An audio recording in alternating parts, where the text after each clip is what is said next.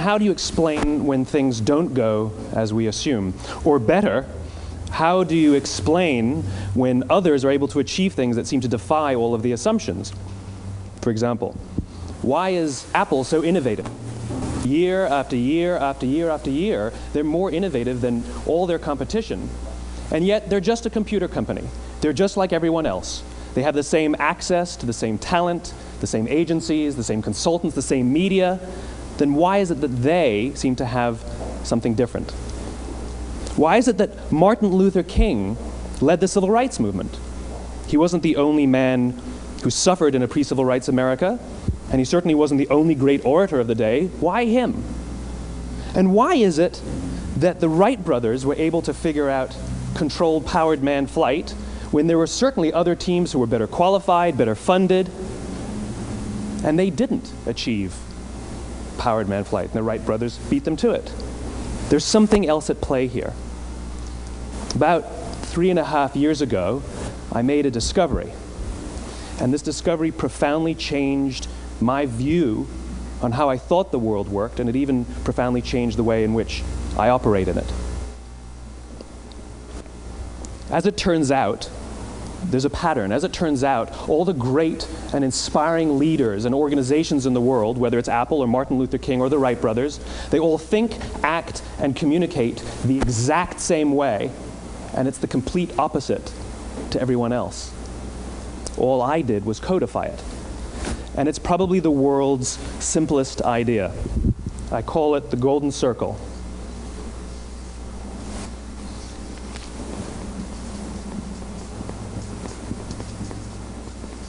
Why, how, what? This little idea explains why some organizations and some leaders are able to inspire where others aren't. Let me define the terms really quickly. Every single person, every single organization on the planet knows what they do, 100%. Some know how they do it, whether you call it your differentiating value proposition or your proprietary process or your USP. But very, very few people or organizations know why they do what they do. And by why, I don't mean to make a profit. That's a result. It's always a result. By why, I mean what's your purpose? What's your cause? What's your belief? Why does your organization exist? Why do you get out of bed in the morning? And why should anyone care? Well, as a result, the way we think, the way we act, the way we communicate is from the outside in. It's obvious. We go from the clearest thing to the fuzziest thing.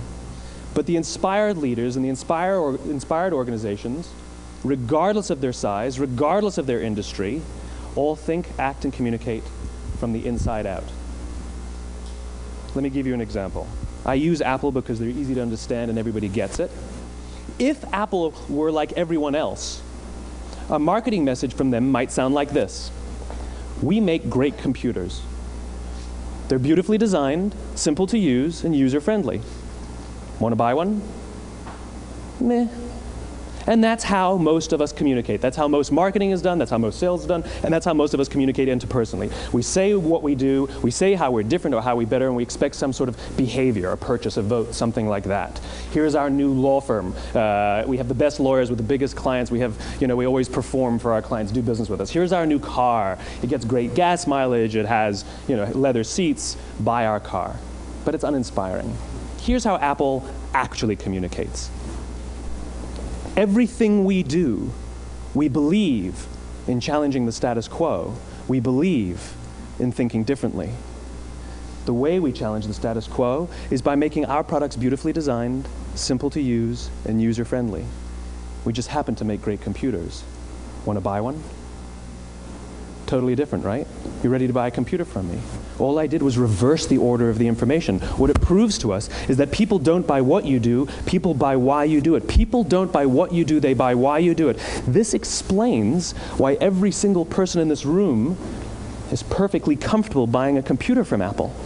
But we're also perfectly comfortable buying an MP3 player from Apple, or a phone from Apple, or a DVR from Apple. But as I said before, Apple's just a computer company. There's nothing that distinguishes them structurally from any of their competitors. Their competitors are all equally qualified to make all of these products. In fact, they tried.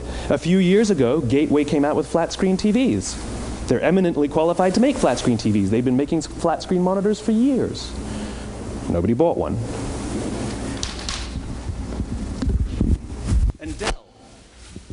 Dell came out with MP3 players and PDAs.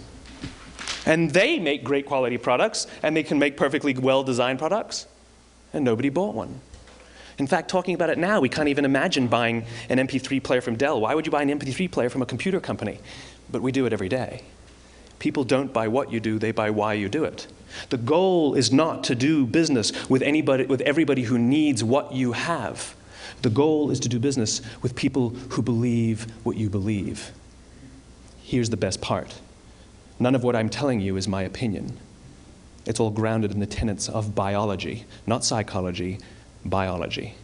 If you look at a cross-section of the human brain, looking from the top down, what you see is the human brain is actually broken into three major components that correlate perfectly with the golden circle. Our newest brain, our Homo sapien brain, our neocortex, corresponds with the what level. The neocortex is responsible for all of our rational and analytical thought and language. The middle two sections make up our limbic brains, and our limbic brains are responsible for all of our feelings, like trust and loyalty. It's also responsible for all human behavior, all decision-making, and it has no capacity for language. In other words, when we communicate from the outside in, yes, people can understand vast amounts of complicated information like features and benefits and facts and figures. It just doesn't drive behavior. When we communicate from the inside out, we're talking directly to the part of the brain that controls behavior, and then we allow people to rationalize it with the tangible things we say and do. This is where gut decisions come from. You know, sometimes you can give somebody all the facts and your figures, and they say, I know what all the facts and details say, but it just doesn't feel right. Why would we use that verb? It doesn't feel right. Because the part of the brain that controls decision-making doesn't control language. And the best we can muster up is, I don't know, it just doesn't feel right. Or sometimes you say you're leading with your heart or you're leading with your soul. Well, I hate to break it to you, those aren't other body parts controlling your behavior. It's all happening here in your limbic brain, the part of the brain that controls decision-making and not language. But if you don't know why you do what you do, and people respond to why you do what you do, then how will you ever get people to vote for you or buy something from you, or more importantly, be loyal and want to be a part of what it is that you do? Again, the goal is not just to sell people who need what you have. The goal is to sell to people who believe what you believe. The goal is not just to hire people who need a job. It's to hire people who believe what you believe. I always say that, you know, there's if you hire people just because they can do a job, they'll work for your money. But if you hire people who believe what you believe, they work for you with blood and sweat and tears. And nowhere else is there a better example of this than with the Wright Brothers. Most people don't know about Samuel Pierpont Langley. And back in the early 20th century, the pursuit of powered man flight was like the dot-com of the day. Everybody was trying it. And Samuel Pierpont Langley had what we assume to be the recipe for success. I mean, even now, you ask people, why did your product or why did your company fail? And people always give you the same permutation of the same three things. Undercapitalized, the wrong people, bad market conditions. It's always the same three things. So let's explore that.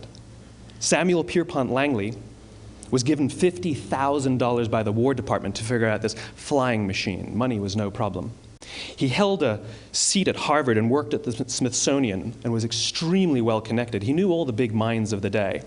He hired the best minds money could find, and the market conditions were fantastic. The New York Times followed him around everywhere, and everyone was rooting for Langley. And how come we've never heard of Samuel Pierpont Langley? A few hundred miles away in Dayton, Ohio, Orville and Wilbur Wright. They had none of what we consider to be the recipe for success. They had no money. They paid for their dream with the proceeds from their bicycle shop. Not a single person on the Wright Brothers team had a college education, not even Orville or Wilbur. And the New York Times followed them around nowhere. The difference was Orville and Wilbur were driven by a cause, by a purpose, by a belief. They believed that if they could figure out this flying machine, it'll change the course of the world. Samuel Pierpont Langley was different. He wanted to be rich, and he wanted to be famous. He was in pursuit of the result. He was in pursuit of the riches. And lo and behold, look what happened. The people who believed in the Wright brothers' dream worked with them with blood and sweat and tears. The others just worked for the paycheck. And they tell stories of how every time the Wright brothers went out, they would have to take 5 sets of parts because that's how many times they would crash before they came in for supper. And eventually, on December 17th, 1903, the Wright brothers took flight. And no one was there to even experience it. We found out about it a few days later. And further proof that Langley was motivated by the wrong thing, the day the Wright brothers took flight, he quit. He could have said, "That's an amazing discovery, guys. Now we'll improve upon your technology." But he didn't. He wasn't first. He didn't get rich. He didn't get famous. So he quit. People don't buy what you do, they buy why you do it. And if you talk about what you believe, you will attract those who believe what you believe. Well, why is it important to attract those who believe what you believe? Something called the law of diffusion of innovation. And if you don't know the law, you definitely know the terminology. The first 2.5% of our population are our innovators. The next 13.5% of our population are our early adopters. The next 34% are your early majority, your late majority, and your laggards. The only reason these people buy touch-tone phones is because you can't buy rotary phones anymore.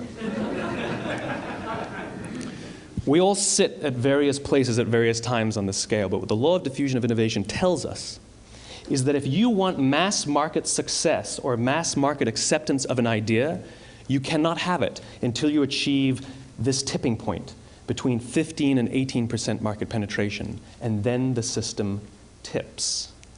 And I love asking businesses, what's your conversion on new business? And they love to tell you, oh, it's about 10%, proudly. Well, you can trip over 10% of the customers.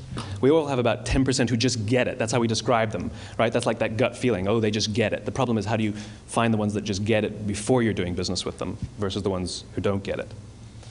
So it's this here, this little gap, that you have to close, as Geoffrey Moore calls it, crossing the chasm. Because you see, the early majority will not try something until someone else has tried it first. And these guys, the innovators and the early adopters, they're comfortable making those gut decisions. They're more comfortable making those intuitive decisions that are driven by what they believe about the world, and not just what product is available. These are the people who stood online for 6 hours to buy an iPhone when they first came out, when you could have just walked into the store the next week and bought one off the shelf.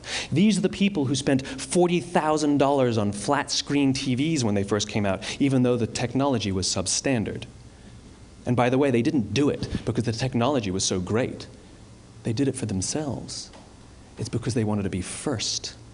People don't buy what you do, they buy why you do it. And what you do simply proves what you believe. In fact, people will do the things that prove what they believe. The reason that person bought the iPhone in the first 6 hours, or stood in line for 6 hours, was because of what they believed about the world and how they wanted everybody to see them. They were first. People don't buy what you do, they buy why you do it. So let me give you a famous example, a famous failure and a famous success of the law of diffusion of innovation. First, the famous failure. It's a commercial example. As we said before a second ago, the recipe for success is money and the right people and the right marketing conditions, right? You should have success then. Look at TiVo. From the time TiVo came out about 8 or 9 years ago to this current day, they are the single highest quality product on the market. Hands down, there is no dispute.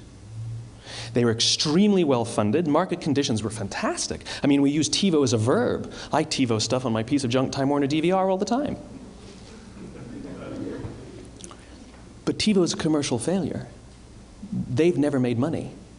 And when they went IPO, their stock was at about $30 or $40 and then plummeted, and it's never traded above 10. In fact, I don't think it's even traded above 6, except for a couple of little spikes. Because you see, when TiVo launched their product, they told us all what they had. They said, we have a product that pauses live TV, skips commercials, rewinds live TV, and memorizes your viewing habits without you even asking. And the cynical majority said, we don't believe you, we don't need it, we don't like it, you're scaring us. What if they had said, if you're the kind of person who likes to have total control over every aspect of your life, boy, do we have a product for you. It pauses live TV, skips commercials, memorizes your viewing habits, etc., etc. People don't buy what you do, they buy why you do it, and what you do simply serves as the proof of what you believe. Now let me give you a successful example of the law of diffusion of innovation. In the summer of 1963, 250,000 people showed up on the Mall in Washington to hear Dr. King speak. They sent out no invitations, and there was no website to check the date. How do you do that? Well, Dr. King wasn't the only man in America who was a great orator. He wasn't the only man in America who suffered in a pre-civil rights America. In fact, some of his ideas were bad. But he had a gift. He didn't go around telling people what needed to change in America. He went around and told people what he believed. I believe, I believe, I believe, he told people. And people who believed what he believed took his cause and they made it their own, and they told people. And some of those people created structures to get the word out to even more people. And lo and behold, 250,000 people showed up on the right day, on the right time to hear him speak. How many of them showed up for him? 0. They showed up for themselves. It's what they believed about America that got them to travel on a bus for 8 hours to stand in the sun in Washington in the middle of August. It's what they believed, and it wasn't about black versus white. 25% of the audience was white. Dr. King believed that there are 2 types of laws in this world, those that are made by a higher authority and those that are made by man. And not until all the laws that are made by man are consistent with the laws that are made by the higher authority will we live in a just world. It just so happens that the civil rights movement was the perfect thing to help him bring his cause to life. We followed him not for him, but for ourselves. And by the way, he gave the I have a dream speech, not the I have a plan speech.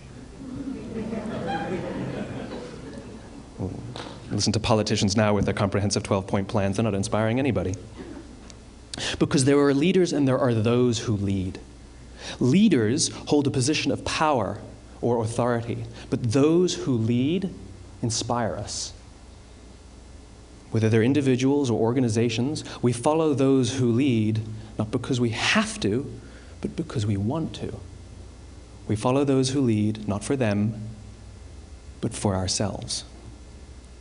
And it's those who start with why that have the ability to inspire those around them or find others who inspire them.